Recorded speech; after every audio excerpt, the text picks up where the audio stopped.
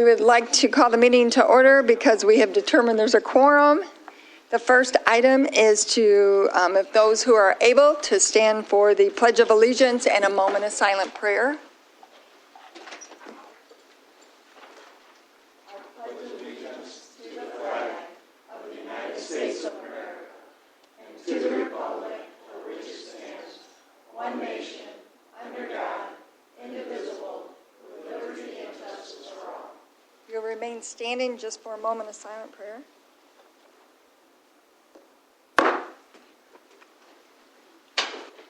Thank you. The first item on our agenda is a presentation and recognition by the Washtenaw County Sheriff, Alicia Dyer. Do I? It'll work. Okay.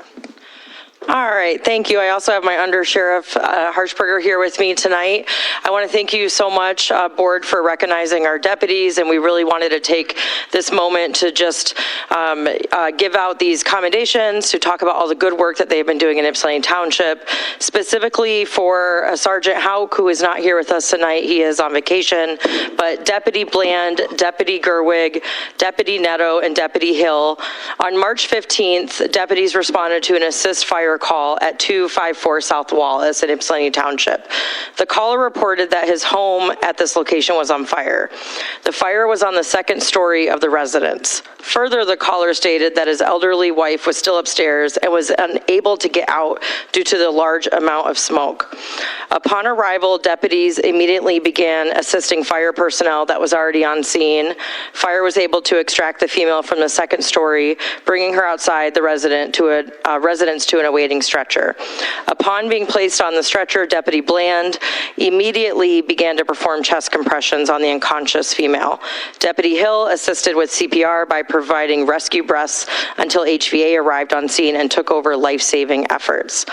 Approximately 15 minutes after CPR was started, the female regained a pulse and was immediately loaded into an awaiting ambulance. Once in the ambulance, the pulse was once again lost on the female, but was shortly thereafter regained. The female was transported to Trinity Hospital, where she has been listed in stable condition. Tragically, the female later passed away while at the hospital. Although an extremely tragic ending, each of you performed at the highest level, did your jobs flawlessly, from your initial arrival and assisting fire personnel to performing CPR and Sergeant Hauk's command and direction while on scene. You each should be tremendously proud of yourselves, and you represented Ypsilanti Township as well as the Washtenaw County Sheriff's Office extremely well. What you do makes a difference, and the work you have done has been nothing short of exceptional. Thank you for your dedicated service.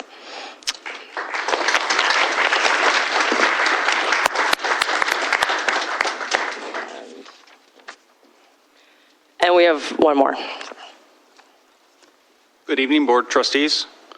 Yesterday at Northfield Township, we had, this is with regard to the Northfield Township homicides that had occurred a couple of months ago. And we were presented from the two surviving victims a nice plaque for the deputies who were involved in the investigation and apprehension of those suspects. And I just want to read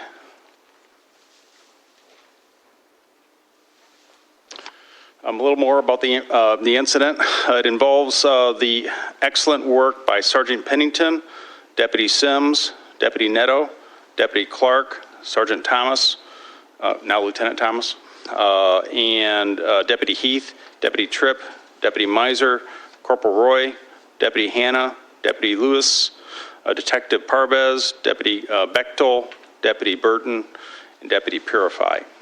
At approximately 8:33, Northfield Township Police were dispatched to 2053 Nala Road for a reported shooting. The initial call indicated one victim. Shortly after arriving, Northfield Township Police reported that two additional individuals had been shot. A BOL, be on the lookout for, was broadcast, and Deputy Sims, utilizing prior knowledge of the suspects, worked with Ypsilanti Township deputies to focus on Wendell, Clark, and Holmes area based on suspect information. Deputy Bechtel spotted the suspect vehicle on Raleigh Court off Wendell. With backup support, Deputy Bechtel and other East Side deputies apprehended 4 suspects, recovered 2 firearms, and successfully rescued 1 juvenile who had been kidnapped. Later, a second kidnapped juvenile was recovered by MSP in Northfield Township in the 1200 block of Lexington Parkway. Northfield Township Police brought in MSP and LawNet to assist with their portion of the investigation. All 4 detainees were transported to the Sheriff's Office Station 1 by deputies. At approximately 1:30 a.m., Northfield Township and MSP assumed custody of the detainees. Due to combative behavior, one female suspect was lodged in the jail by our deputies. Your actions, teamwork, and quick thinking led to the resolution of a violent crime, gun crime, and the successful apprehension of the suspects without incident. Your tactics, professionalism, knowledge of the community, and commitment to protecting it exemplify what it means to serve as a sheriff's deputy. Your coworkers, supervisors, administration, and Ypsilanti Township officials are deeply impressed with your actions, and letters of commendations are well-deserved. You represented the Washtenaw County Sheriff's Office with excellence and make us all very proud. Thank you for your work.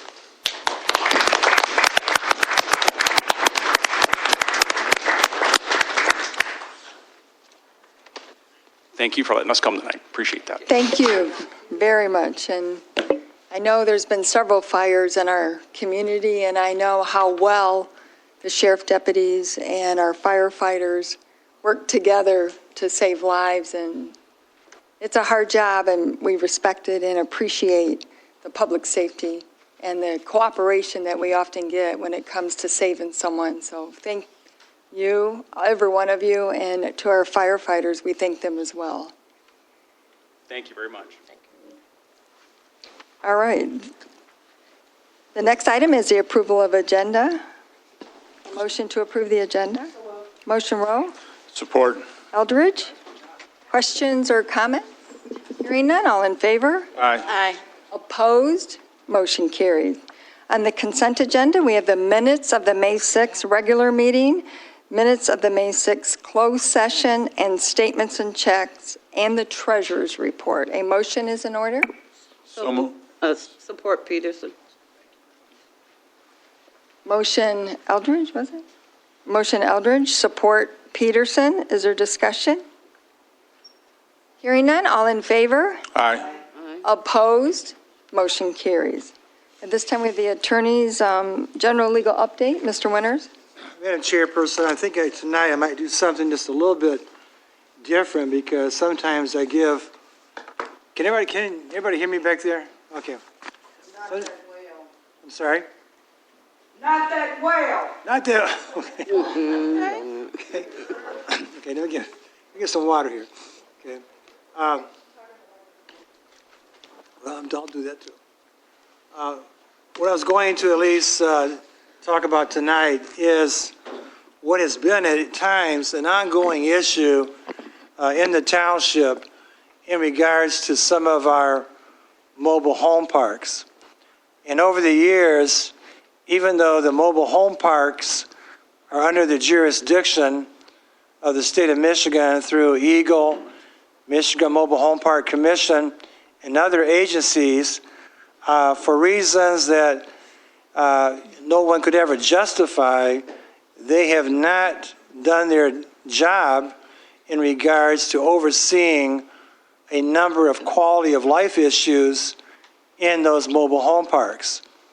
And I only have to remind this board that it wasn't that, I guess it was long ago, we had gone to court in regards to Ypsi Mobile Village that used to be located across from the former Sessions, and there were 2 more mobile home parks, one on Fort Boulevard and one further down East Michigan Avenue, that had fallen into such disrepair. There was no water and sewer available for the residents, and many people who live in these aging communities find themselves somewhat trapped, because while they may own the mobile home, it cannot be moved for a number of reasons, and they have to endure exorbitant rent at the same time not having such basic necessities as water and sewer. So back in December of this past year, I did write a letter to the board just kind of giving an update as to the deteriorating conditions that were still going on in Greenbrier. The former owner of that park had sold that park. And like so many other aging mobile home parks, you have a tendency to see a lot of them sold to out-of-state investors. This past Sunday, you may have seen the article in the M Live about a park that, if you did not know better, you would have mistaken that for Greenbrier. It was a park in DeWitt Township, 5 miles north of Lansing, where the state of Michigan had earmarked a $2 million appropriation for that park owner to install new water and sewer. Not only did he fail to do that, he shut down the park altogether, giving people 4 days' notice to get out. However, that issue, again, just prompted a revisit, since we diary our files constantly, as to what is going on at Greenbrier. And in December of last year, Dave Bellers had notified the state of Michigan that he was no longer in a position to ever permit any more mobile homes to be brought into Greenbrier until the water and sewer lines were replaced. In January, he received a response from a person from Eagle saying they would look into this and that he would have to consult with Jackson and Warren because they have overlapping jurisdiction on this issue. Not sure what that means. So, in talking with Dave Bellers and other township officials, I did send out a letter, and this time it went directly to State Representative Jimmy Wilson, State Senator Jeff Irwin, and the letter also went to the Township Board, where I attached a 6-minute video that I really would ask the Township Board, when they get a chance, to go through this video, what has been allowed to exist in this part of the township. It's not by happenstance. It really is not. The township has done everything within our power to do the job that really should have been done by the Michigan Mobile Home Park Commission. The water and sewer needs to be replaced. The lights don't exist. The streets are in deteriorating condition. And talking with the fire captain this evening right now, there's concern about the number of trees that just have not been trimmed that also pose a danger to those 34 units that remain. So we have called upon State Representative Wilson and State Senator Irwin to do something besides, we don't need any additional laws passed. They can't pass the laws anyways. Last year they had control of the House and the Senate and the governor's office. They had a package of bills that we participated in with Senator John Cherry's office that would have made significant reforms to the Michigan mobile home legislation. That bill died. They could not even get a vote on that bill, even though they control all levers of state government. So to think that any more help is on the way for new requirements, such as having these mobile home park operators post a bond with the township, is simply not going to happen. But at the same time, I find it to be an embarrassment. I think it's absolutely a travesty to have people in this day and age be subjected to these type of unsanitary, unhealthy conditions. And as I pointed out to our officials in Lansing right now, Washtenaw County still has, we live in two separate worlds. And those worlds are absolutely divided by, or privileges divided by race as well as geography. And those statements were not just made by township officials, they've been echoed by the University of Michigan Poverty Solutions Initiative, as well as Opportunity Index.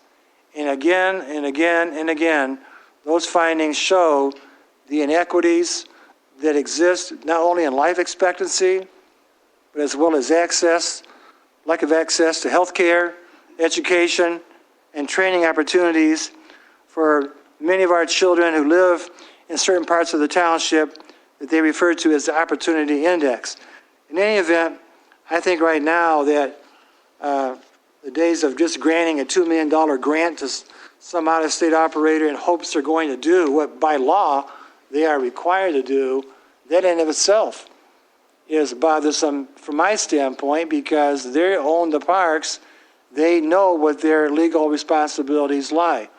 But there are other forces that apparently have greater power and authority in Lansing than what the oversight agencies are required by law to do.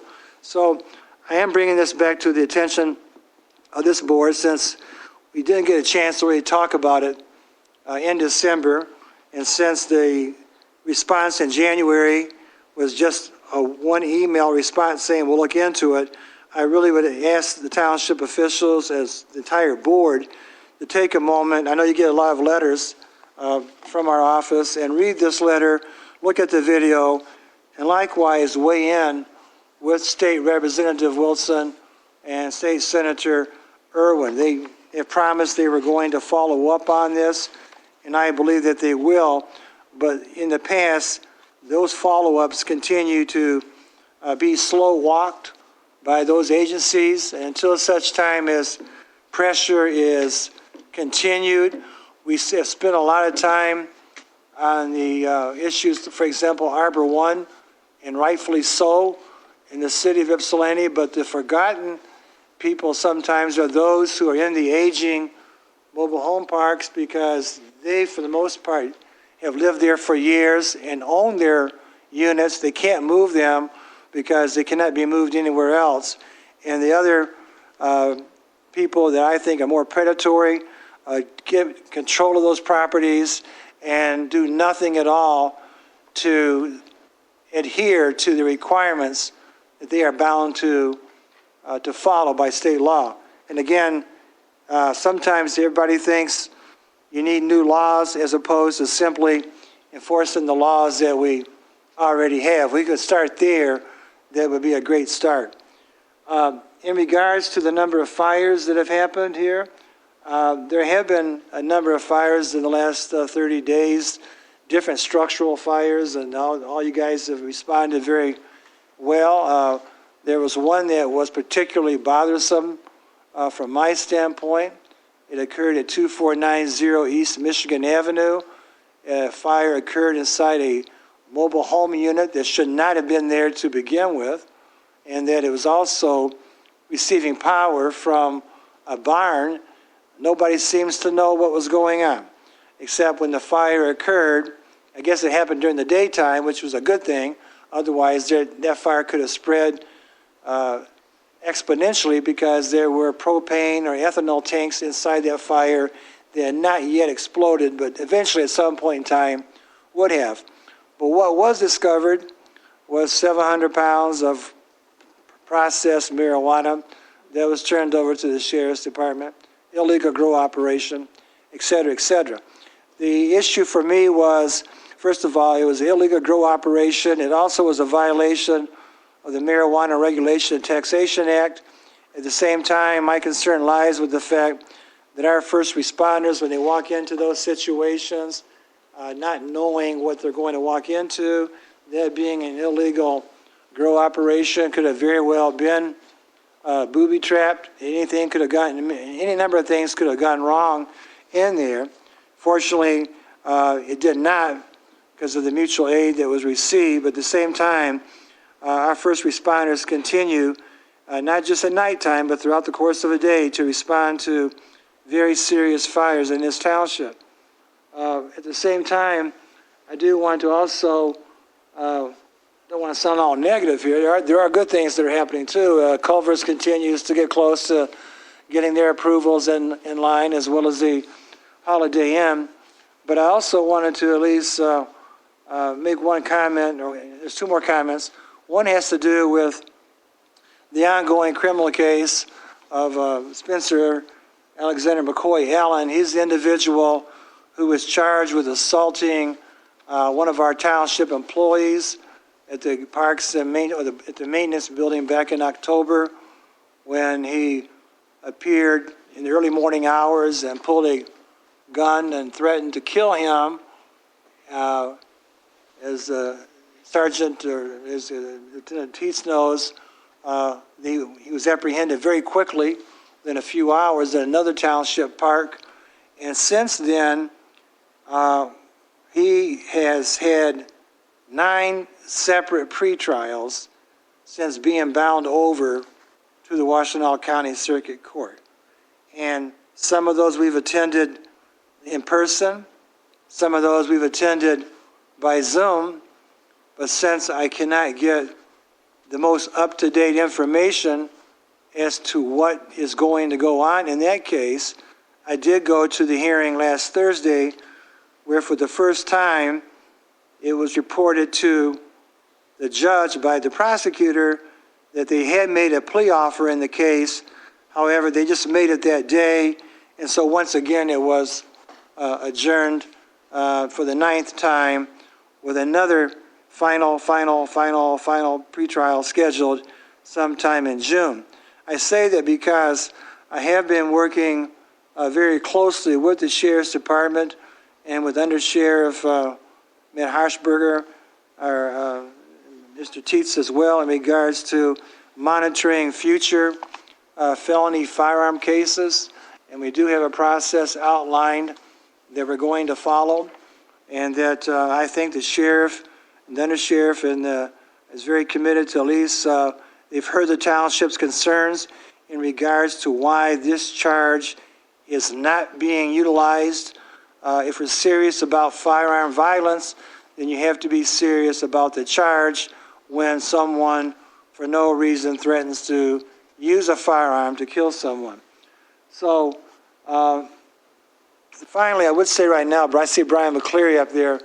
If you get a chance to, the assessing department has prepared an excellent booklet entitled 2025 Assessment Data. And a lot of work and effort went into the preparation of this booklet, and why it's very important from my standpoint, and why it might be important for the board in future meetings, is that we're now seeing, I think for the first time, data that confirms what I think many of us on the township, many of the township board officials have known for a number of years, that there are certain areas in our township that have reached the tipping point in regards to the number of rentals.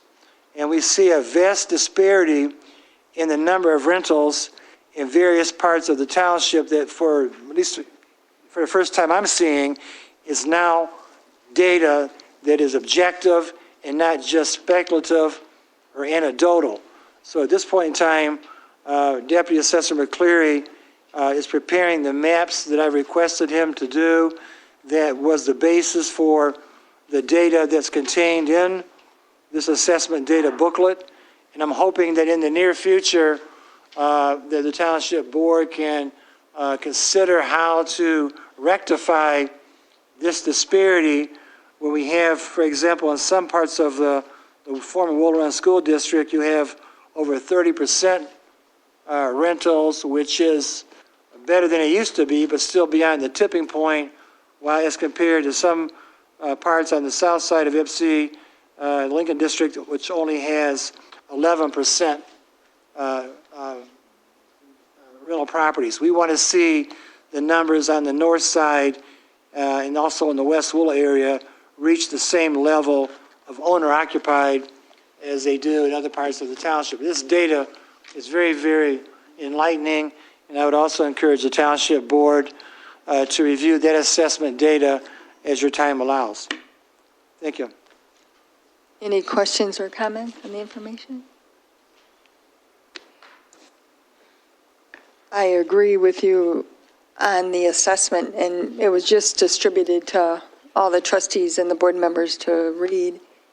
And home ownership is really important. You should have a balance of home ownership, home rentals, and it's out of balance. And I know we've worked with Habitat to try to help that, but it's still not enough. We need home homeowners in neighborhoods as well as rentals. And when you have that imbalance, it affects a lot of the school districts and everything else. And as far as a mobile home, mobile home parks, when I was growing up, they were very nice to be in. They were new, they were big, and they had a swimming pool. They had all these amenities to them, and everyone owned their home. But they have become rentals now, and that was not how they were designed. And I don't think they're taxed the same as a homeowner. And the mobile home industry must be very powerful because we can't even get water and sewer in a mobile home park.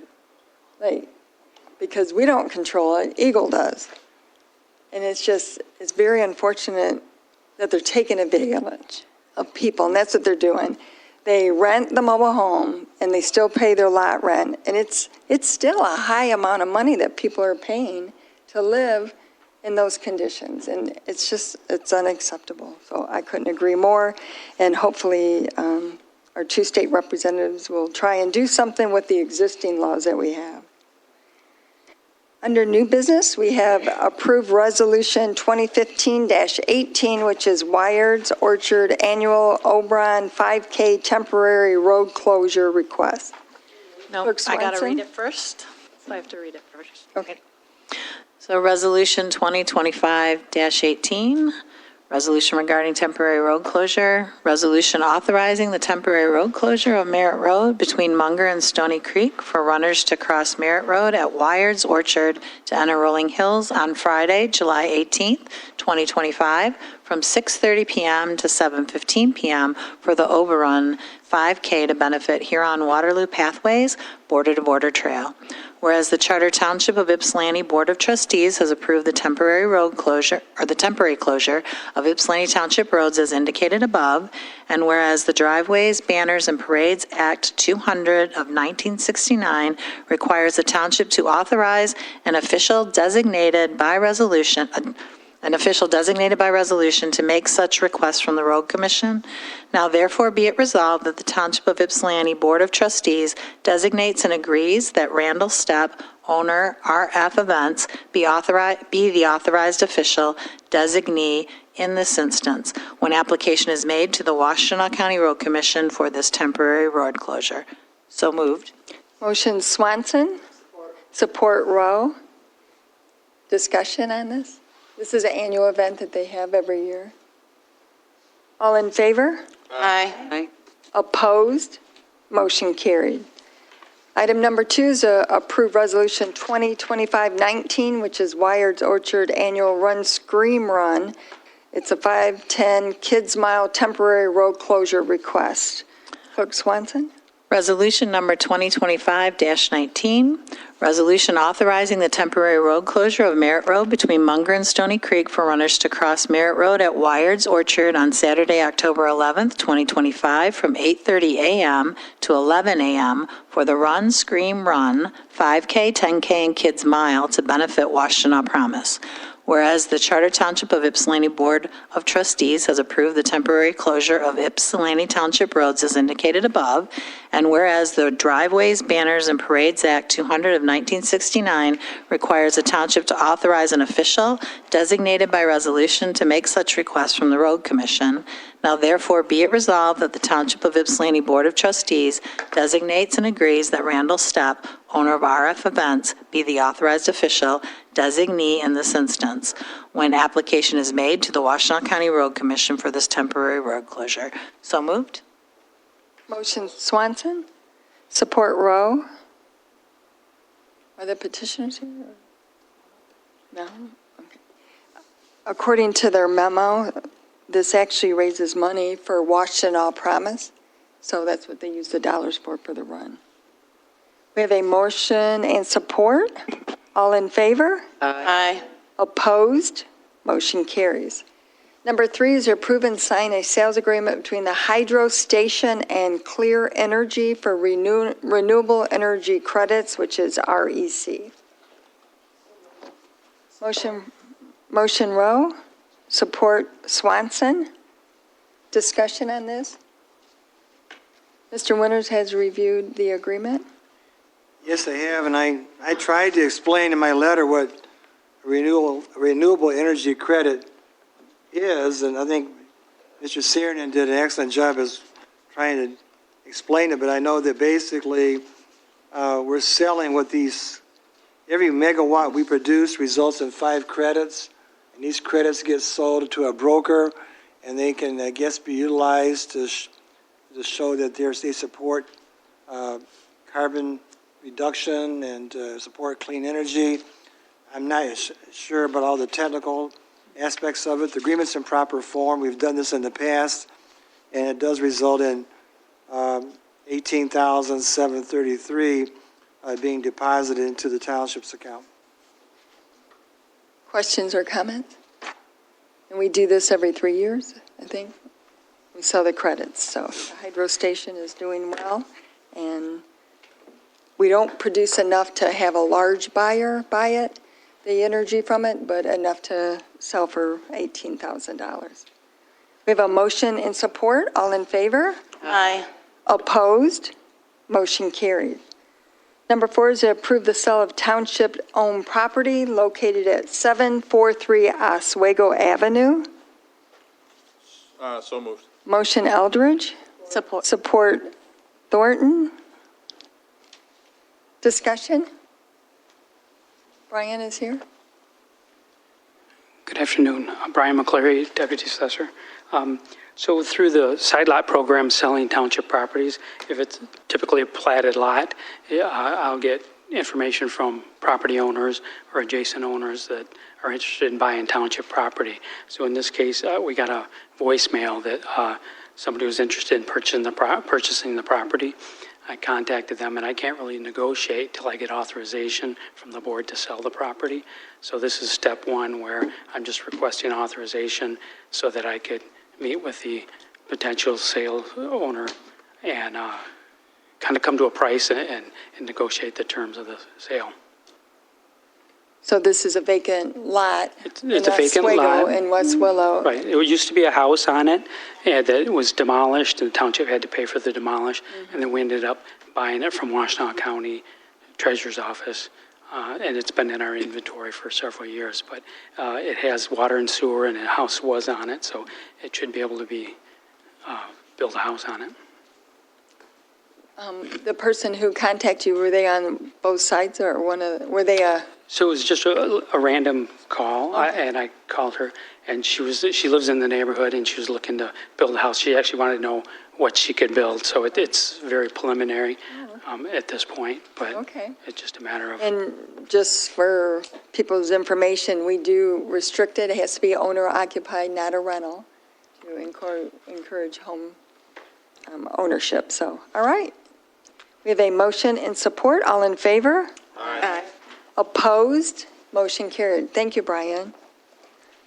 Number 5 is to approve the Guardian Alarm Deep MP System proposal for security access and alarms in township facilities in the amount of $58,622, which is budgeted in line items 101, 901, 971, 236, line item 266, 301, 977, 000, line item 101, 265, 931, 020, and for the community center in the amount of $15,900, which is budgeted in line item 230-754-818-002, contingent upon a budget amendment. Motion Rowe.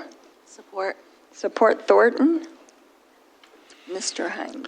Good evening, John Hines, Municipal Service Director, and I do want to add that, Travis McDougall, IS managers here, and Mike and Derek from Guardian Alarm as well, in case there's any questions about the system and the software.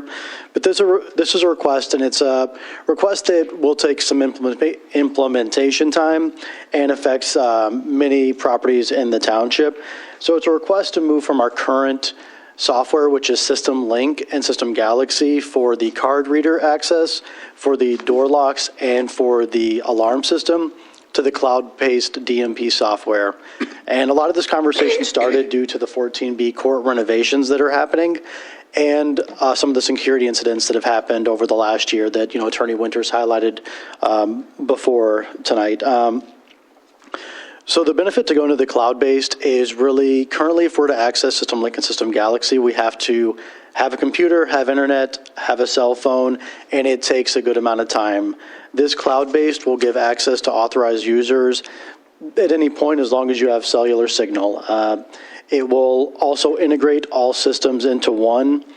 On the back side of the page, I kind of laid out what buildings have what services, and at some of those sites, they're not integrated into these systems. So this would not only get them all into one, but make them, again, very easily accessible to those who are authorized to do it.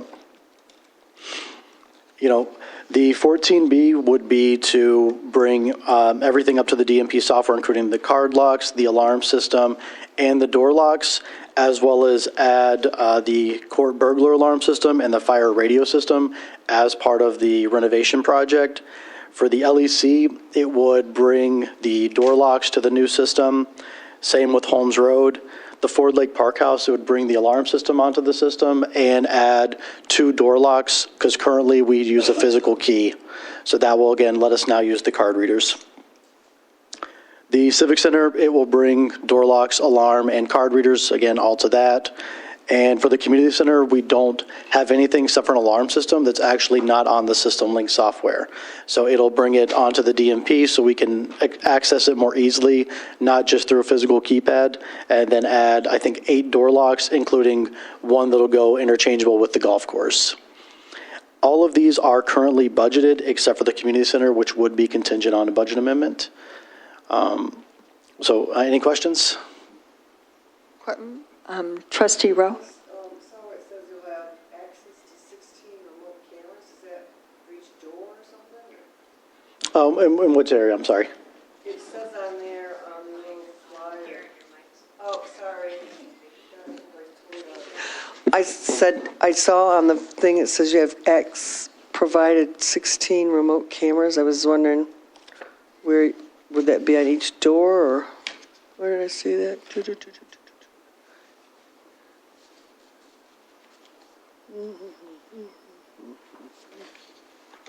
It's on this little page, features. So, yeah, it's in that Oh, flyer. for the DMP software? Yeah. I guess that's where I'll kind of lean on Guardian Alarm, because our camera system is currently through a Vigilon, not through anything with Guardian. So it's my understanding that the system, even though there is the possibility to add that if we wanted to, is not currently a feature that we offer. So do we have cameras at all these sites now, or not? We do have cameras at most of those sites. We've been in discussion about adding at Ford Lake Park House. That's the only one we don't. That would be, again, through DSE, which was approved, I think, earlier this year, separate from this agreement. So it has the ability, but we're not purchasing that? Correct. It's because not we included as part of it? Or? Yeah, because we currently utilize that through a Vigilon and DSE. Okay, thank you. Other questions or comments? I just have the CRC in West Willow, will that be on the same system? Sorry, let me get this. So last year with Guardian, we installed the hardware at the CRC to add to our existing system, but due to the Comcast getting the network there, that has been delayed. The nice thing about this system is it's very easy to add on at a later date. So once the CRC has the network capabilities and everything's in line, we can bring it back and add it to the system. We also, as part of getting the price just to know for the future, looked at adding the hydro dam, but at this time, we wanted to wait until we get this going. The important thing about the timing with this is really to line it up again with that project. And once they bring in the new boards for the server for DMP, we really don't want to be utilizing the System Link and System Galaxy anymore. It's going to be ideal to, if this were to be approved, line it up so once we're ready to, I'd say, turn the switch, we're turning the switch on all the sites. This system also will integrate with the new software coming for the HR system. Erica and Karen have been very much in the know about this conversation and will be involved in the training for this, because we currently utilize System Galaxy for employees and other vendors that utilize our sites to give card access. And I heard you say golf course, but I didn't see it listed. The golf course, the door between the golf course, pro shop, and the community center, that will now have a double-sided card reader on it instead of currently it's only a physical deadbolt on the golf course side. So if that's locked, we're not able to get in there. And unfortunately, that added extra time for us to turn off the water when we had the water leak back in December of 2022. So this will be nice that authorized staff members will be able to quickly go in and out of either side should the need arise.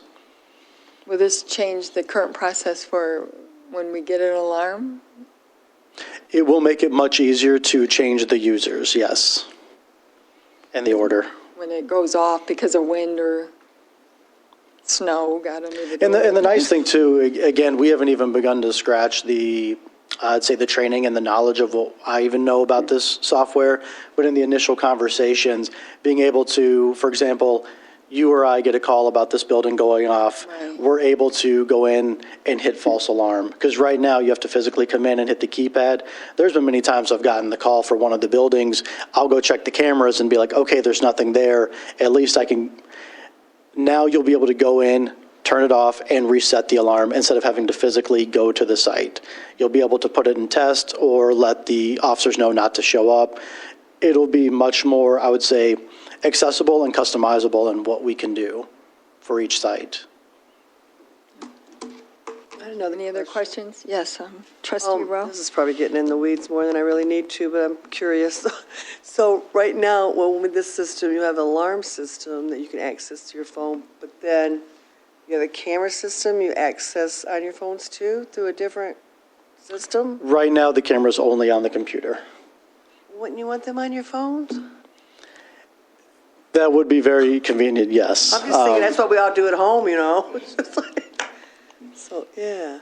So you have to go, so if the alarm goes off, like you just said, and you check to make sure, you check the cameras and say, oh, no, nobody went in or out, but you have to go somewhere on a computer to do that? No, we have to come in. Well, to see the cameras, you have to look at you have to have your computer with you. But to Your go personal undo or the your work alarm. computer? Yeah. It just seems like a hassle, like a lot of work. Oh, it's a hassle. Because there's 3 people they call. And Yeah. and guardian alarm wants to talk to someone, Yeah. and so, Yeah. and it's Well, all, we're not all doing hours. that because, Right now, it's just not within, because we utilize a different company for our software. And so maybe and when I that don't- company, contract expires or something, or? It's a conversation, I'll say, I don't feel knowledgeable enough to have, because I don't Okay. know what the capabilities of to have everything I be. just know it works at my house, so. Well, if you look at all the cameras we have, internally, it's I about know. 60, and externally, I know. it's more than that. I think it's about 60 as well, so. So you have to, when you're at home, and because I'm sure you're one of the people on the list, when you're at home, so you have to look at your computer when you get the alarm from your phone, and then you decide whether you're going to shut it off or not? It just depends on when it is, but I usually do it as a double check. Again, if they call me at 7 o'clock on Monday morning, I know that it was probably a staff member, and there was no Okay, worry. right. You know, we had one at Green Oaks, or at the community center. This was about 2 weeks ago. It came in at about 8:30 at night, so I knew staff had gone home. I assume it's nothing, but you just do it as a double check to make sure, because they'll ask, send the police or not. You know, in those instances, I say yes when it's outside of standard hours, but I still do, because goodness forbid someone broke in and there's any information I can give that, yeah, we saw someone break in the So you don't bag. necessarily go to the camera? No, it's only when I feel like it'll be beneficial. Oh, okay, all right. Well, and with 14B Court here, in the beginning, there was a lot of people coming in, and the alarm was going off in the beginning.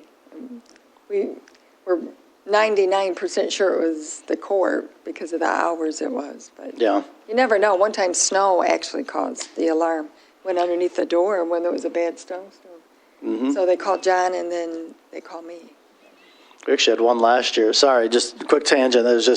There was a tree underneath the stairwell, and it goes off on a Saturday, and I come in here, and of course I do a sweep of the building, you know, again, I don't see anything weird, but it just threw me off that what was this lobby motion? And it took me about 15 minutes to find it, and the tree, a string had snapped that was holding it all together, and all it did was just, you know, shake, and that caused the alarm to go off. But it's that type stuff. It's nice to have the cameras as a double check, but either way, we have to, at the current system, I or someone else has to come to each site to turn it on or turn it off. So this way, we'll be able to do it remotely. And the biggest benefit also is just the door locks. There's planning commission meetings, there's park commission meetings, there's those type of things that are scheduled from 6 to 8, where now it's, hey, John, or hey, someone, we got out early, can you lock the doors? Boom, done. So. I have two quick ones. Yes, Treasurer John, just Eldridge. a reminder, to make sure, the portion for the court's coming out of the grant, correct? Yes, sir. And then, maybe this is for the folks from Guardian, will they be able to meet the timeline to get those all installed to coincide with the opening of the court, which is going to be roughly September 1st? I know we're going to get asked that question. No, and I would say, in our initial discussions about this, the benefit about doing this now, May 20th, is after this meeting, we start the process, and the goal is, again, they're able to get all the updated hardware in each site, so by the time that we're ready to give that go-live date and the court's ready, everything can switch over at once. All right, thank you. We do have a motion in support. All in favor? Aye. Opposed? Motion carries. Number 6 is to approve the purchase of 2 Toro Greens Masters 3150 mowers for the Green Oaks Golf Course in the amount of $89,252.28, which is budgeted in line item 584-784-997-000, contingent upon a budget amendment. So moved. Motion Eldridge, Support. support Rowe. Will? I'll just start. I just wanted to share before Will can answer all the technical questions of the next 3 items. All this was discussed with Accounting Director Neal, and this would be contingent upon a budget amendment from the golf course's fund balance. Will Turner, Golf Course Superintendent. Good evening. Our current triplex fleet consists of 4 mowers, the oldest being from '02. I mean, these mow high-trafficked areas, being greens, tees, collars, and approaches, and we lean on them heavily. They go out 5-6 times a day during the grow season. One of them currently needs an engine rebuild and a hydraulic overhaul, and the other one's also reaching high hours. So with this, we would be able to transition these to our current greens mowers and then take our current greens mowers and extend their life as collars and approach mowers. Just the interchangeability of the parts, being with Toro, we can use all the accessories. They're interchangeable with our rollers and dethatchers that we'd have to go if we went with a different manufacturer. It would set us up for probably quality of cut for a few years to come, where we wouldn't have to worry about these high traffic playing services for a few years. So I'd recommend going with the Toro, and then Toro's been a great partner for parts and distribution and services for troubleshooting the mowers as we move forward with them. So, any questions? Questions or comments? I just want to say, Will, you have done an amazing job since you've been our superintendent, and I appreciate it. And we appreciate you. No irrigation, and you brought it back to life, and it was just... It's been a fun adventure. Dream come true, right? Yeah, yep, absolutely. But I just want to say thank you to you and all the staff at Green Oaks, for what they do. So we have a motion and support. All in favor? Aye. Opposed? Motion carries. Thank you. Number 7 is approve McDermott Roofing for roof repairs at the Green Oaks Golf Course Maintenance Building in the amount of $7,803, which is budgeted in line item 554-784-977-000, contingent on budget amendment. So moved. Motion Rowe. Support Peterson. With the age of our building, just looking at some of the pictures of it, we've had some water inclusions in some areas where there's flashing, and it needs love. So we reached out to 3 companies, McDermott, CEI, and Northgate, to take a look at it, to give us just the emergency repairs where water's coming in, critters have entered, and some flashing.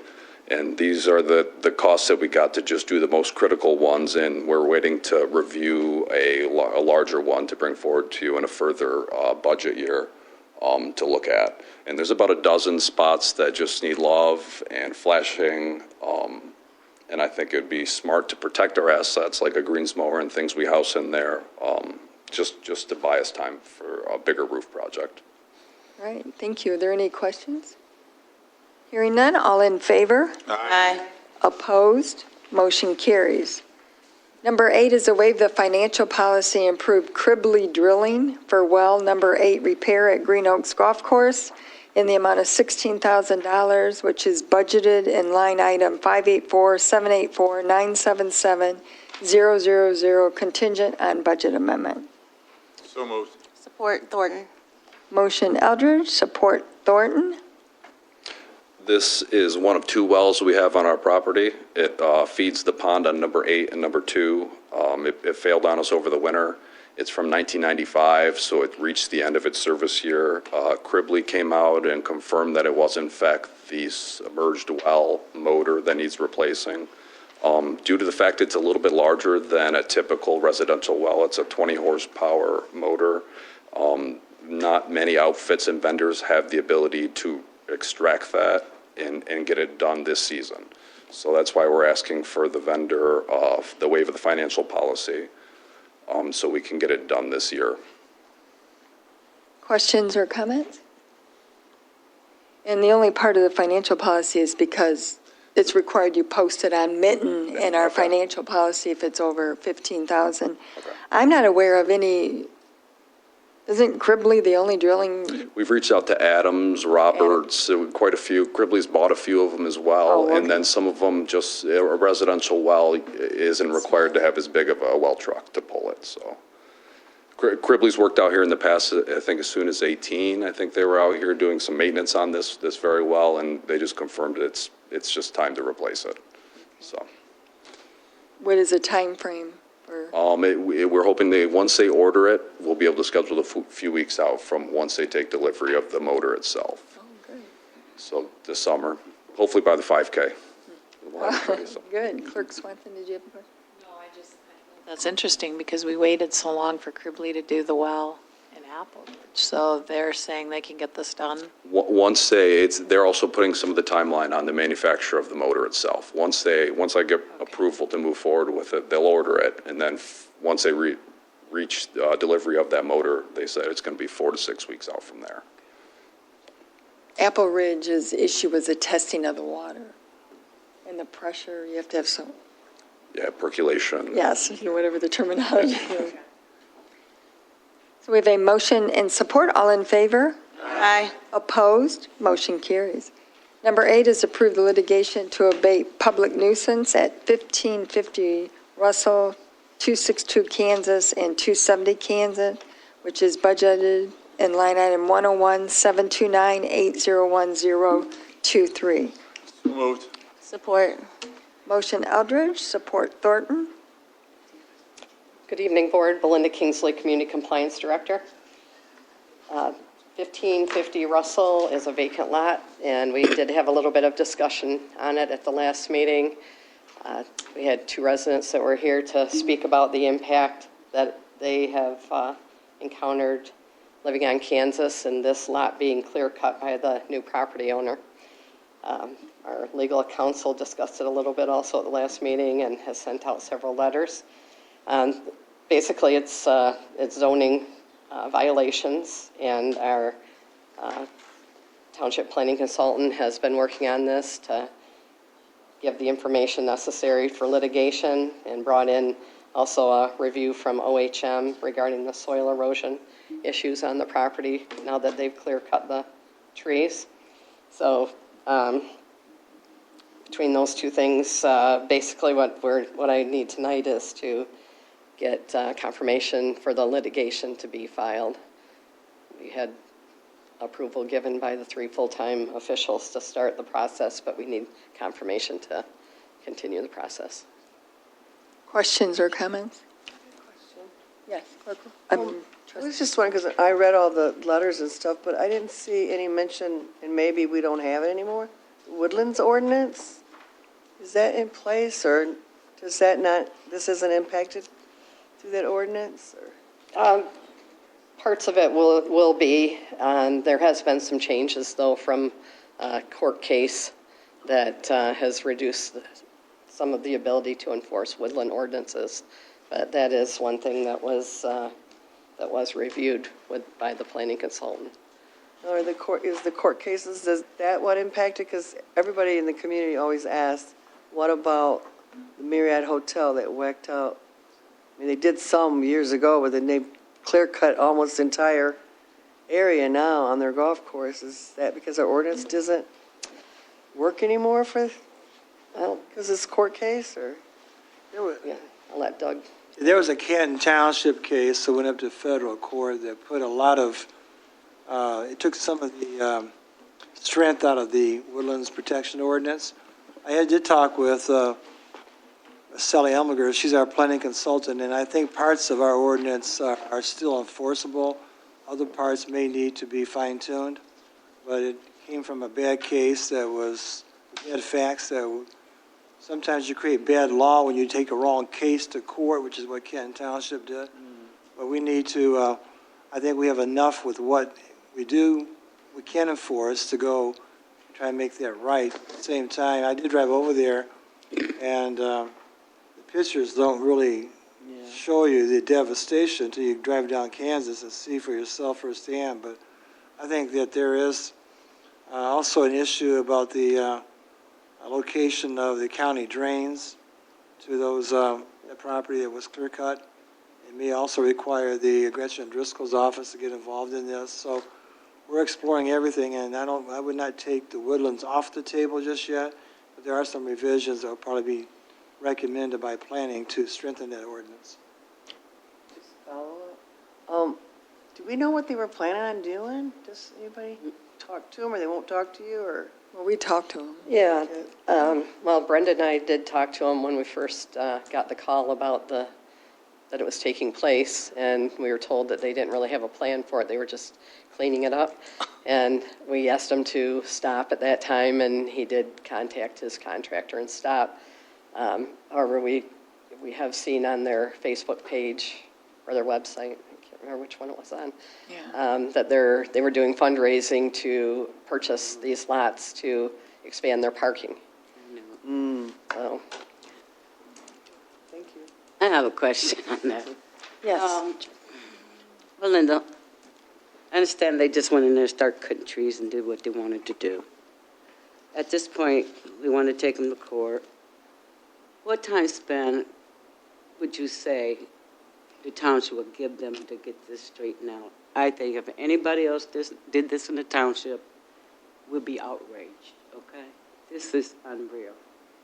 And I thought for sure, if they did something like that, this is where that school is, right? Sure.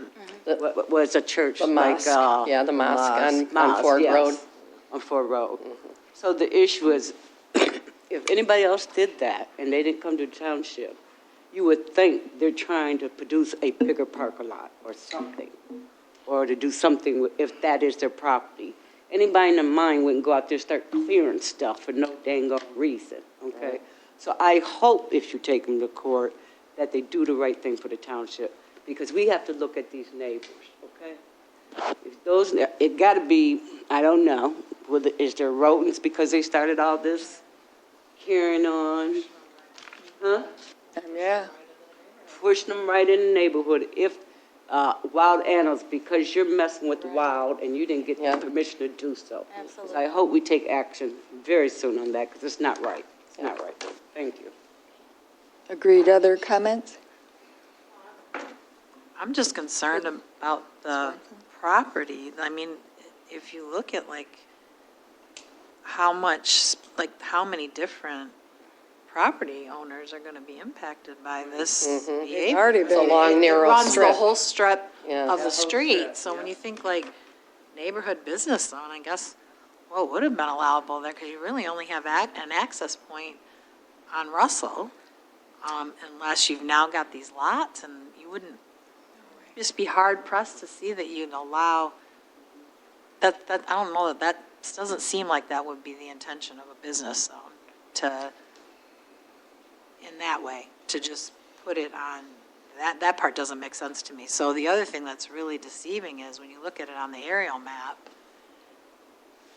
it looks like there's distance, but when you look in the pictures, like it is a very thin strip Yeah. of property that, anyway, it's just really disappointing. It was a nice buffer, and they probably, I'd say by the time we got there, they had destroyed at least a quarter of it. Maybe they hadn't quite gotten to the, well, maybe they did get to the part where they own the lot, the 2 lots on Kansas. That's about probably where they are. So maybe a third of the property has been clear cut at this point. The entire block strip, they didn't just go where they own the lots, they did the whole strip. No, well, of that long strip, they did about 1/3, about up to the 2 lots that they own from the south going north. They clear cut up to those 2 lots that they own that are on Kansas. And that it is clear cut. I mean, there's nothing there except some stumps. But the rest of it is still, at this point, is still intact. Well, the last comment would just be the drainage is going to be a really big issue because you've now created, it could be a problem for all those properties in an area that we already know has flooding and Right. draining problems. So this is hard because they've already done it. Mm-hmm. So mitigating the damage is, especially when you're talking about that, like if you've cut the trees, you've, And they did not protect the storm sewers that were in the area. So there could be sediment that has run into those at this point. I do think, excuse me, Attorney. that this past weekend, Jenny and I were reviewing this case and the OHM letter and photographs, and especially the OHM. And I know we have a new county drain commissioner in Gretchen Driscoll, but I do think that this is a case that might be a good one for her to seriously join the township in, because it's like, how do you put this back together again? And I just think right now there should be some severe penalties, because I shake my head sometimes at some of the things that we see that occur as to why anybody thinks you can do this. And I just wish, and we try to encourage, through neighborhood watch meetings for people to be at times our own eyes and ears, because we don't always see everything or hear about everything. And this one here, I just shake my head because the pictures tell the story, but at the same time, when you drive down these streets, it's not a good look. And maybe the Brenda's office and other township officials we can set up a meeting with the new drain commissioner. I really would like for her to join, or seriously consider joining in on this, because it just gives us more solidarity when you have a county agency as well as a township going into court as plaintiffs, co-plaintiffs, as opposed to just the township. We'll do it, and we're ready to go. I think it might be good for her to join in the case. We can definitely talk to her about that. Trustee Rowe actually mentioned what I had mentioned to the planning department, that we had a woodlands ordinance. And you can't clear cut property unless you have a site plan. And you're allowed 10 trees per year that you can cut down without a permit. And then when we talked to the gentleman at the mosque, he said that the tree cutting company had a permit, and that was not accurate at all. And so they did cease, correct? Yes. Yeah, they have not, they removed their equipment from the site the next day. Yeah, but When they we- need to get that cleaned up too, right? Yeah. The dust was terrible that day that we were out there, because they were chipping it Yeah, grinding. and grinding Yeah. the thing. Yeah, it was. Yeah, they would go through the process, if they came to us and said, we want to do this project, they do a tree survey so that we know what type of trees and what quality trees are on the site. Because even if they do remove them because they need to, do their project, they still need to replace trees. So, there's a formula that is used to calculate how many trees are going to be replaced on the site plan. So you start with that and then move on to the site plan process. Go to the planning commission and, different things. But They just, started cutting, and I, tried to document as good as I could with a tape measure, the diameter of some of the trees in case they're, heritage quality trees that we want to protect. But just trying to get a feel for what was removed from the property before it's cleaned up and gone. But without being able to do a tree survey in advance, it's hard to reconstruct. So, but to clarify, Clerk Swanson? if we were, like, if they were to have come in and done a site plan, it's a whole package. Like, you don't just get to decide we're going to do these trees without the understanding of the impact on drainage, without the understanding of impact of how far from property lines. Like, they went in and did something with no clearance, because we painstakingly go over, for instance, Attorney Winters talks about Culver's and how long it's taken at this point to make sure that everything that they're doing with that site plan is going to match what's expected of the township. So to go out there and clear trees, maybe a site planner would be allowed to eliminate a few, but it would have been a package deal with other things that have to be done. So it is very concerning that an individual would just go and start doing something like that without the checks and balances that are supposed to be in place to make sure that harm isn't caused, because this is very harmful, and it is hard to put the pieces back together. Yeah, and that's the condition it's in right now. I mean, when it goes to court, we're going to have to do something to mitigate. They're going to have to level it in some way that because right now it's all disrupted and it's just going to run off, the site. So they're going to have to do some soil erosion measure installation and level it in some way that will prevent runoff as best they can. But to Trustee Peterson's point, there's very few actions that we take when we're considering, like, abating something where we know there's vermin. There's very few actions that we take where we aren't considering the impact. So it is very possible in this particular location where we already know there are vermin, that this disruption pushed it could not just be vermin, it could be any kind of animals that are living in this area that got used to living there, probably were left this site with a disturbance, because even doing a road work will cause a disturbance that probably, so I would think part of our should be that somehow we got to assess, was there an increase or something that happened, because that's, something needs to be, at least that was a potential problem that could have happened from it. we could request approval to, do proactive treatment. If people aren't reporting it to us, that could be, treating the perimeter of the area or something along those lines. I just don't even know how they sold that piece of property, because it's not accessible. And the only way it is to buy those two lots. But even then, it's zone residential, so. So they bought all that strip, right? Yes, yes. They bought that first, and then they bought the other piece Other from two Mr. lots. What's his face? Yeah, all three Yeah. pieces at the same time from the same Cecil? seller. Family, yeah. And then what? But they already owned the big strip. They'd already owned the big strip. No, they No. bought it all at the same time. All three. Did Mr. I don't even know. Nutter, did he own that? The big strip? Yeah. Oh. And I didn't, Attorney Winters had requested, I'm so interested to know how that's even buildable. It is obviously a buffer between the commercial district and the residential, which meets the historical way we develop. Was it a drain? Is it a drain or not? I don't know, we haven't, I was just thinking, in the meantime, I mean, I don't know what, seems like the Drain Commission, Doug had mentioned, they joined the lawsuit, which is a great idea, but in the meantime, it seems like they should get out there, like put some mats down or something to stop the drain dust. runoff and stuff. the dust was Silt fence. terrible. Yeah, so something, yeah. So I don't know. So we'll reach out to her, and I'm just very thankful for the residents that called that day. Right. And because they called, we wouldn't have known, really. So I'm really, and I appreciate that they stopped, but I don't know how you put trees back together without replanting it. It's terrible for the residents in their backyard. There's no more trees, so.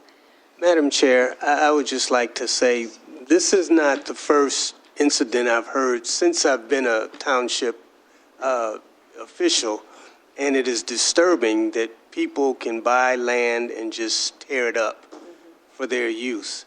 I mean, I know of another situation right now that's going on in the township, and it's just disturbing because after they buy the property, then they just do what they want without following the guidelines of the township. And it just seems as though if there was some sort of, I wouldn't say punishment, but some sort of fine to discourage this, or to make sure that whatever project they're going to do, they check with the township to see if they can do it. As far as taking away trees, and that's probably that woodlands rule or law that Trustee Rowe was speaking of. But I just, this is happening more than just on occasion. It seems to be a pattern of various owners thinking that they can do what they want with the property and just destroy it. And that's not what we want for our township. Agreed. I agree. Also doing ordinance for this many years, that's a common theme with anything, whether it's adding another driveway or building a shed or another garage or, adding a story onto their house, people do feel that if they own the property, they can do what they want to it. I mean, yeah, you wouldn't go to a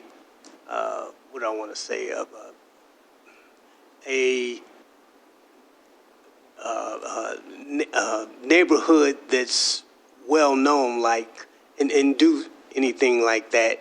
So, I mean, we deserve the same treatment Right.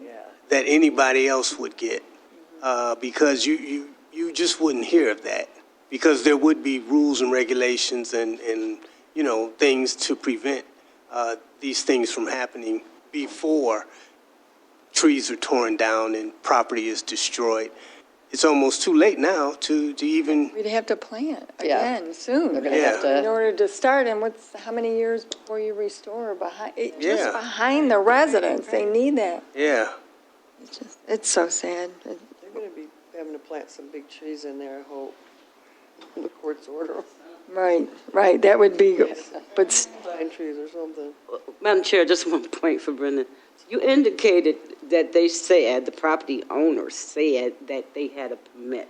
correct. Somebody that lied. Okay. Well, I don't know if That's was about he it. the property owner? They never came to the township, Belinda? No, they So didn't. somebody's lying. No, we knew. Or they just didn't know, maybe. Yeah, they, Did he say before who they Brendan and I Said he went, had a permit. before Brendan and I went out there, we did, I looked, I didn't see anything in their system, and I checked with planning, and they, no one was aware of it. But when we went out there, the property owner did say that his contractor had a permit. We said there is no permit that you can get. It's part of a site plan, and there's no site plan that's been submitted, so. Yeah, we were there while he called to, and the contractor did come into the township the next day and wanted to know if he could get a permit. Explained it to him, God. Yeah, there is no permit for that. There's no That's, yeah, it's part of a site plan. You would have to come process. before the planning commission. Yeah. And to do a site plan. Yes. So it was no such thing, but yet they cut the trees down. Thank you. All right, we have a motion and support. All in favor? Aye. Opposed? Motion carried. The next item on the agenda is to approve the litigation to abate the public nuisance at 2484 Carriage Way, which is budgeted. Motion Rowe, Support Peterson. support Peterson. This is another property that you're probably familiar with our discussions and letters from our legal counsel. They had a fire in February that destroyed the house and the contents. And there has been several informal meetings and one more formal meeting between Attorney Winters and Chief Building Official Bellers, where it's been expressed to the property owners that they need to demolish this structure. It's not safe, it's eyesore, not something that we want to see standing in the condition it's in. They were given, at the May 1st meeting that was held, they were given 1 month to bring it into compliance by hiring a contractor, a licensed contractor, removing the structure and clearing the site, reseeding it back to a normal lot. And the impression was that they understood what needed to be done. But since this memo went out, the property owner came in again, and it was clear that they were right back to square one. They just don't understand what they need to do. They wanted to demolish it themselves, and They didn't have home insurance. yeah, they either. didn't have insurance. That was the first issue. So they don't have the money to hire somebody to do that through insurance coverage. So it doesn't look like at this point that they're going to be able to meet the deadline of June 1st or really understand what they need to do to get this They were accomplished. to hire a professional contractor Right. in order to demolish the building. We've had several calls Oh, yeah. from neighbors. Trash blowing around, the smell. The high It's- winds, Yeah, yeah. it's unsafe, Everybody's holding graduation parties and family events and, coming through. This is a corner lot. People are coming through the neighborhood and they see this. It does look a little bit better than it did in those pictures. They have removed some of the blight, but what is still on site is unattractive and unsafe to keep in the neighborhood. So since there's only the one meeting in June, we're asking for approval to start litigation once the deadline of June 1st has passed. We have a motion. Are there any questions? Mr. Winter? Mr. Winter? I was just going to add that they clearly understand, because I sat through almost an hour and a half with their interpreter and going back and forth in regards to what was required of them. The concern I have right now is there's a basement there, and that basement has to come out of there. It's unsafe. We don't allow basements to remain. I don't know what kind of damage. They can even use that foundation. I don't think they can. Dave does not believe they can either. At this point in time, we've given them a list of qualified contractors, and the thing to do at this point in time is that someone is going to get injured or maybe seriously over there, because it is an attractive nuisance as well as just being a public nuisance. But they clearly do understand through the interpreter that that has to be demolished in a safe manner, with that basement also being excavated out. So at this point in time, we've helped them by getting the gas turned off expeditiously. The electric was turned off by ETE quickly. But at this point in time, it's reached a point where we can't do any more than what we've done. I think the 30 days that we gave them to come up with a contractor and a permit was very generous on our part, but beyond 30 days, I would not recommend that we go any further than that. Okay, thank you. Clerk Swanson, did you need to want to? My one question was about the interpreter. So there's been an interpreter present the whole time so that there's clear understanding. And then if it doesn't happen by June 1st, how fast can it move through the process? Is there a way to get an emergency order or something like that? Because, that's another 2 weeks. How fast can it go if it doesn't happen on June 1st? Because we don't want this to roll on for months and months if it's a safety issue. I think that the plan would be for us to draft the lawsuit now and have it ready to go on June 1st, and as for the pictures pretty much are going to tell the story as to why it needs to be demolished. So sometimes we're at the mercy as to when we can get into court, but at the same time, that's why we talked about getting this on tonight's agenda so they would not go into late June. So we'll be ready. We have what we need to go to court right now. It's just that we're waiting until June 1st deadline. I don't think they're going to come in with a qualified contractor. If they do, that'd be great. But I just don't have the feeling that they're going to be able to do that. Are there mechanisms to, I don't know, I'm not filed lawsuits before, are there mechanisms to speed up that process? Like, can you go to the court and say, we're filing this, but this is like an urgent need? We can file for emergency hearing, emergency order to actually have it expedited, but depending on who it's assigned to, it could, sometimes in the past, we've had the court that will do it very quickly, sometimes not so quickly, but I think the sooner that we have to, the time is of the essence because of the condition, the basement that I think is a worrisome for me. And I don't think they are going to, I don't think they're going to do it. So I hope I'm wrong, but I don't think so. And then what would happen is the township will, It's for a court lien to be put on the property. we would hire with the permission from the court, of course, hire the contractor and demolish it. It's just sad all the way around, it really is. But Just out of curiosity, what kind of money are we talking to demolish if the township had to pay for it? What kind of money would we be talking about? Between 12 to 15,000. Oof. Okay. And the township would absorb it? Put a lien on the property. yes, the township would absorb it and put a lien on it. Tax fee. Okay. With no insurance, there was no 495 funds collected that we would normally get from the insurance company, and then that money is released if the person doesn't demolish it, and that money is used to demolish it. But in this case, there are no 495 funds because there was no insurance company involved. So the township will pay for it?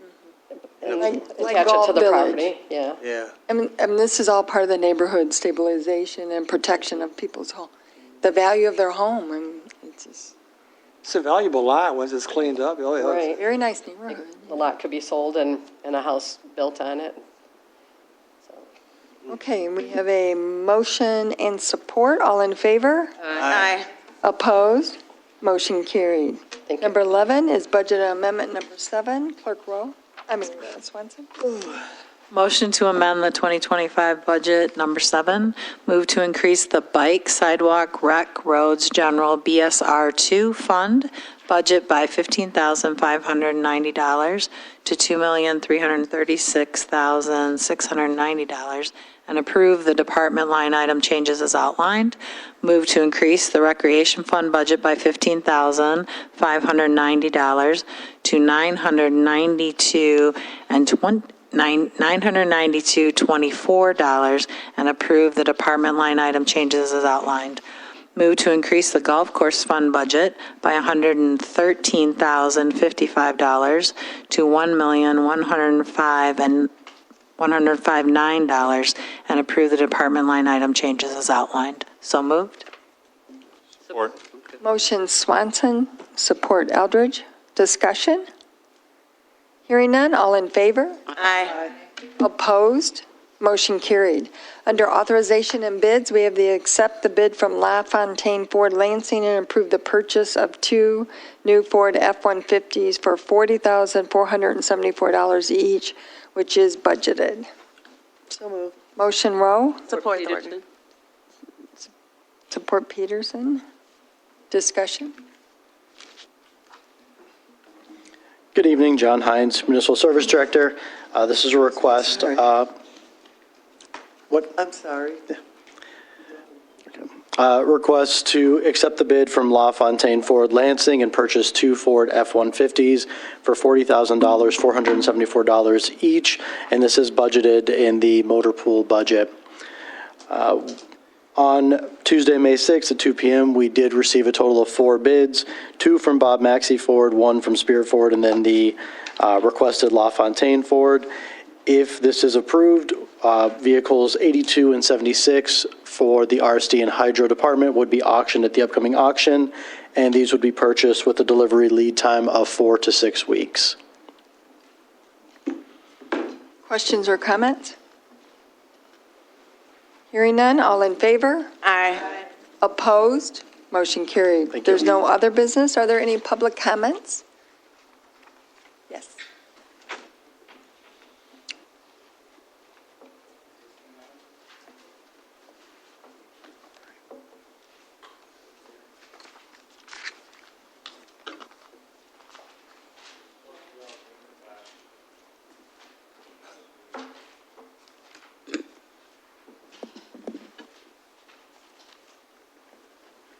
There we go. Hey. Jeremy Haley, Wismer. Last time you mentioned that you're going to be replacing the water meters. When I bought the house, my brother owns his own heating and cooling company, and he looked at where my water meter is and everything that comes off that. There's several pieces of galvanized piping attached before and above the meter and along the other pieces of copper piping. He already says if you go try to move something like that, it's going to break loose possibly other pieces along the line. So I don't know if you guys would take that into consideration, because he already said the little valve that comes into my house has to be replaced, to shut off the water into the house. So there's going to be issues. And I know in my neighborhood, several people have the same thing going on, because I asked them, do you used to have galvanized piping on your pipes coming? And they said, yeah. So that's going to be an issue with everybody, in my neighborhood at least. The other thing I got to ask you, people's wondered about the cost of pricing, the housing market, and how is it so high. But if you drive around and look around in places where all these houses are being built, they all look very similar. And people say that's the market, whatnot. Well, going to some planning commission meetings and talking to some developers, it's come up. It's the government, the municipalities, with their finger on the pulse of the housing market. What I mean by that is, in y'all's master plans, not just here, other townships, you say only so many houses with this such square footage can be built. When you dictate such things, you're dictating the price of the house and who can buy the house. Okay? Because I've already been told to build a 1,600 square foot home costs a guy about $400,000 or $500,000 to build. Now, you want to make a profit, so it goes for $600,000-$700,000. The sweet spot for Washtenaw County, I think, that everybody is missing, the sale price should be for $200,000. So a person who works between a $50,000 and a $70,000 job can buy a $200,000 property. People are paying $1,500 to $2,000 or more a month to rent. My house payment right now is under $1,500 for a 1,000 square foot home. You have to look into your master plan and look at that and change that so we can have developers build the houses that people need, not what they want, to keep up with the Joneses, to have that, hey, look what kind of house I live in. I'm happy with the house I'm in. It's already a lot to take care of. I'm just asking, look in your master plan and change that so you can get different things built. Thank you. Thank you. Are there other public comments? Thank you, John. I just have a quick question to ask you about the houses out in West Willow where the owners are not cutting the grass. The grass is up so high until the rodents are eventually going to take over out in our area out there. Because on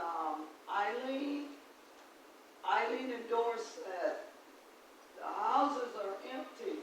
The grass is up so high. Well, what do we have to do as far as banding together, cutting the grass? So I'm asking you all, what should we do? We get rolled up for just about quite a bit of stuff, and we're trying to maintain and take care of the Willow area out there. Sometimes I go around and help the seniors, that don't have a certain amount of income, to help them cut their grass. I have a big enough lawnmower, but I don't mind helping them.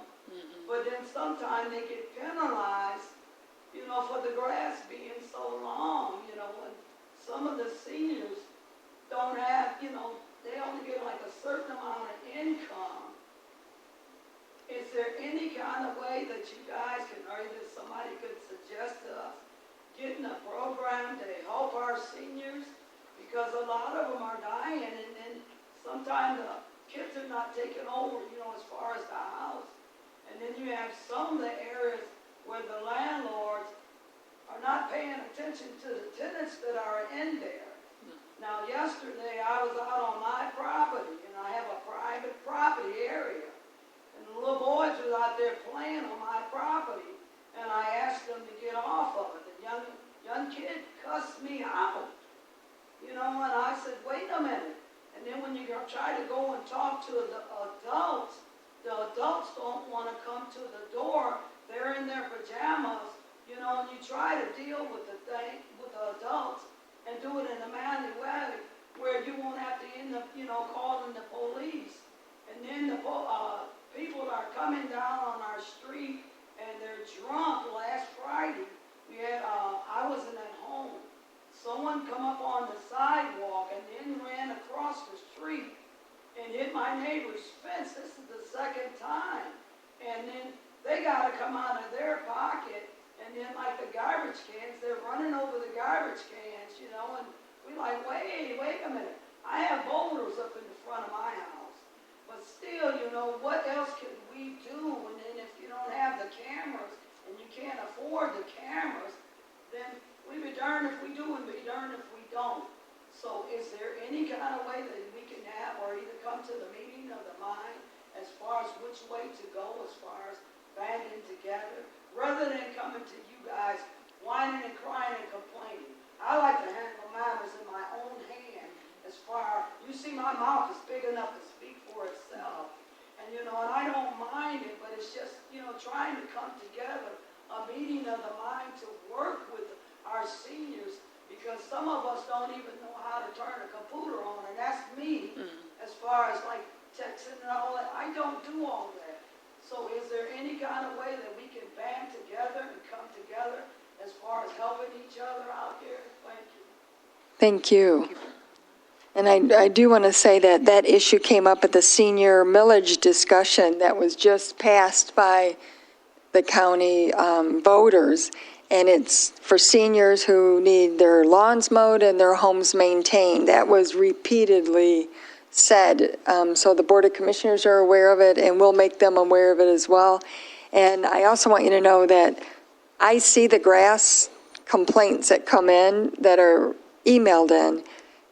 There are so many complaints because we've had a lot of rain until June 1st. So effective June 1st, which they need to change the law, but effective June 1st, you can go in and you can post it. They have 24 hours to mow it. If not, the township can go in and mow it and put it on their tax bill. But that's not until June 1st. So between now, what they have to do is the ordinance officer has to go out. They have to post it, take a picture of it, come back. If they do not mow it, then we have to write a ticket to go to court. And it's just, the process is way too long. And there's so many tall grasses. So I agree with you in advocating, I think, to move that June 1st date back to maybe May 15th or something earlier because of the climate and the grass. I've mowed 4 times already, and I've seen grass that you're talking about. So we can try to follow up on that. I know our ordinance department is out daily writing tickets on it.